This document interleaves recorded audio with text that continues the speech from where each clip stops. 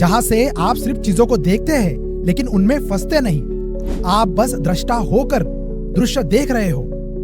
यही से मेरा और मैं का अंत होता है और परम सत्य का अनुभव होता है। और परम सत्य जानना मतलब डायरेक्ट परम शांति जैसा है। बहुत पीसफुल स्टेट है ये, क्योंकि आपने आपके सचिता स्वरूप स्वमूर्ति को समझा है। नमस्कार दोस्तों, क्या आपने कभी सोचा है कि आपकी समस्याएं और तनाव किस वजह से है? क्या यह मेरा और मैं का जाल हो सकता है? जैसे कि मेरा घर, मेरा परिवार, मेरा बिजनेस, मेरा सुख, मेरी कार, मैं सही हूँ, मैं बड़ा हूँ। क्या ये सब आपके जीवन को बेहतर बना रहे हैं या आपको उलझा रहे हैं? आज हम इस मेरा और मैं के जाल को समझेंगे और जानेंगे कि इससे मुक्त होकर इसे रियल ट्रुथ, अल्टीमेट सत्य तक पहुंचा जा सकता है। अगर आप इस वीडियो को अंत तक देख पाए और इसे समझ पाए तो समझ लीजिए कि आपको वो खजाना मिल गया जो आपको भीतर से बदल सकता है। तो आइए करते हैं सत्य की खोज। दोस्तों, मेरा और मैं का जाल क्या है? हमारे जीवन में और सोच में मेरा और मैं का जाल ऐसा है जो हमें हर समय बांध रखता है। मेरा का मतलब है हमारी इच्छाएं और चीजों से जुड़ी हुई भावनाएं, और मैं यानी अहंकार, ईगो, जो हमें खुद को दूसरों से बड़ा और सही साबित करने के लिए उलझाए रखता है। तो दोस्तों, जब हम मेरा और मैं के इस चक्र में फंस जाते हैं तो हमारा सारा ध्यान बस सुख मतलब प्लेजर और साधन मतलब रिसोर्सेस की दौड़ में लगा रहता है। हम उसमें ही बिजी होते हैं। अब समझते हैं अनुमान का खेल, द गेम ऑफ अजम्पशन, क्योंकि ये भी बड़ा इंटरेस्टिंग टॉपिक है।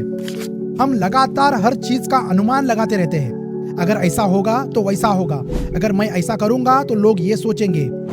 यह अनुमान हमें प्रकृति के स्वाभाविक प्रवाह को मतलब नेचुरल फ्लो होता है लाइफ का, उससे दूर कर देता है। हम एक अच्छे फ्लो स्टेट में नहीं रह पाते क्योंकि हम अनुमान में हमारी एनर्जी वेस्ट कर देते हैं। तो अभी सोचिए, आपने किसी की मदद की और उम्मीद मतलब एक्सपेक्टेशन लगाई कि वह आपकी तारीफ करेगा, लेकिन जब ऐसा नहीं होता तो आपको बुरा लगता है।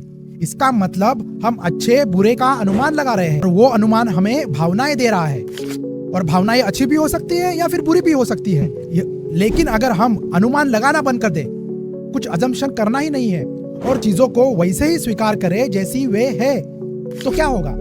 अच्छा भी है तो ठीक है, बुरा भी है तो ठीक है, जस्ट ओके, दैट्स इट। अगर आप ऐसा करना सीख गए तो हमारी चेतना स्वाभाविक रूप से मुक्त मतलब फ्री हो जाएगी। आप फ्री फ्लो में बहने लगोगे।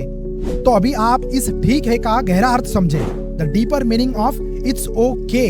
ठीक है का मतलब है हर चीज को बिना किसी मोह मतलब अटैचमेंट या फिर द्वेष से स्वीकार करना।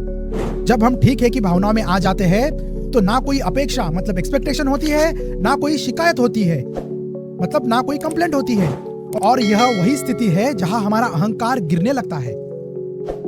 सोचिए, आप किसी से बहस कर रहे हैं और आपका मन कहता है कि मुझे इसे हर हाल में सही साबित करना है, लेकिन अगर आप उस पल में ठीक है कह दे, बस अपने आप को समझा ले, तो आप बहस को जाने दे सकते हैं और मन शांत हो सकता है। इतनी समझदारी है आप में। अब समझो अहंकार का पतन और परम सत्य क्या है, the fall of ego and the ultimate truth. जब मेरा और मैं गिर जाते हैं तो बचता है वह परम सत्य है। तो यह सत्य हर स्थिति में स्थिर मतलब स्टेबल होता है और पीसफुल रहता है। वेदों में कहा गया है, जब अहंकार गिरता है तब आत्मा का प्रकाश प्रकट होता है। तो जब आप इस सत्य को समझते हैं तो आप देख पाएंगे कि जीवन में जो सबसे जरूरी है वह बाहर नहीं बल्कि आपके अंदर ही है। तो अब समझते हैं कर्ता और दृष्टा को, मतलब डूअर करने वाला और विटनेस जो सिर्फ देख रहा है। अगर आप अनुमान लगाना छोड़ दे और अपेक्षाएं करना छोड़ दे तो कर्ता जो कर रहा है कि भावना स्वाभाविक रूप से प्रकट होगी और आप अपने आप दृष्टा भाव में मतलब विटनेस स्टेट में आ जाओगे, जिसे जानने वाला कहते हैं, जिसे नोअर कहते हैं, जो अंदर से देख रहा है, अंदर से जान रहा है। जहां से आप सिर्फ चीजों को देखते हैं लेकिन उनमें फंसते नहीं। आप बस दृष्टा होकर दृश्य देख रहे हो। यही से मेरा और मैं का अंत होता है और परम सत्य का अनुभव होता है।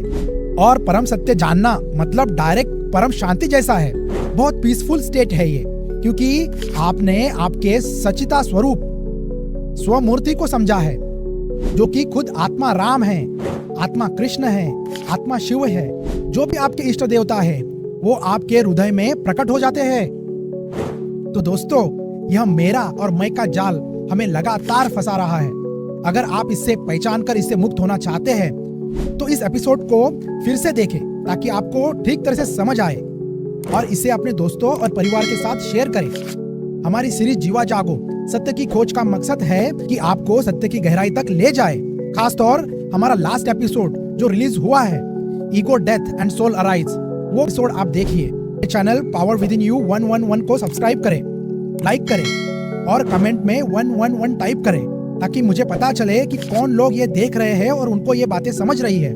और आपके जो भी क्वेश्चन होंगे वो आप कमेंट बॉक्स में डाल दीजिए, तो मैं प्रयास करूंगा कि उसका सही उत्तर दे दूं। और थैंक यू दोस्तों फॉर वाचिंग जीवा जागो सत्य की खोज on channel power within you 111। Thanks for your support. आगे वाले एपिसोड्स बहुत ही इंटरेस्टिंग और डीपर होने वाले हैं। अगले एपिसोड में मैं आपको कुंडलिनी देवी, कुंडलिनी शक्ति क्या है, चक्रास क्या होते हैं और अगर चक्रास ब्लॉक होंगे तो क्या हो सकता है, कौन सी बीमारियों का सामना हो सकता है, कैसे आपके लाइफ में वो फ्री फ्लो, वो अच्छी एनर्जी नहीं रहेगी क्योंकि आपके चक्रास ब्लॉक है, उसके वजह से वो एनर्जी मूव नहीं हो रही है। तो मिलते हैं अगले वीडियो में।